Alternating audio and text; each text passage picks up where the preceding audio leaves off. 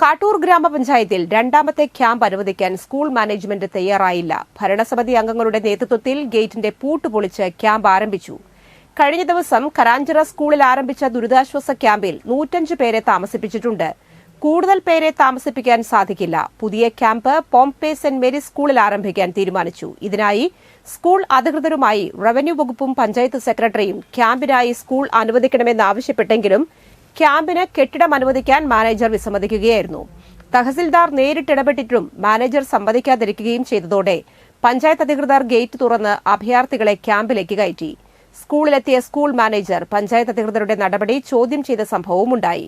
സർക്കാർ സഹായത്തോടുകൂടി പ്രവർത്തിക്കുന്ന വിദ്യാലയമായിട്ടുകൂടി ദുരിതകാലത്ത് നാടിനോട് സ്കൂൾ മാനേജ്മെന്റ് കാണിച്ച അവഗണനയിൽ പഞ്ചായത്ത് ഭരണസമിതി പ്രതിഷേധിച്ചു. വയനാട്ടില് ആകെ ഒലിച്ചു പോയി കിടക്കുകയാണ്. മനസ്സിലായ ഇവിടെ ആളുകൾ വെള്ളപ്പൊക്കത്തില് വെള്ളം എല്ലാ തവണയും ക്യാമ്പ് നിങ്ങൾ ഇങ്ങനെ തന്നെ പെരുമാറാറ്. ഞങ്ങളുടെ സ്കൂള് എല്ലാ തവണയും ക്യാമ്പ് നടത്തുമ്പോൾ ഇങ്ങനെ പെരുമാറുന്നതിന്റെ ഇത് നമുക്ക് ഒരു കമ്മിറ്റ്മെന്റ് ഉള്ളത് കൊണ്ടാണ്. ഇല്ലെങ്കിൽ ഒന്നുമില്ല, പിടിച്ചെടുക്കും. ഇതേപോലെ പരിപാടി സർക്കാർ ഓർഡറാണ്. സഹകരിച്ചേ പറ്റൂ. സഹകരിച്ചില്ലെങ്കിൽ ഇതേപോലെ ഏറ്റെടുക്കും.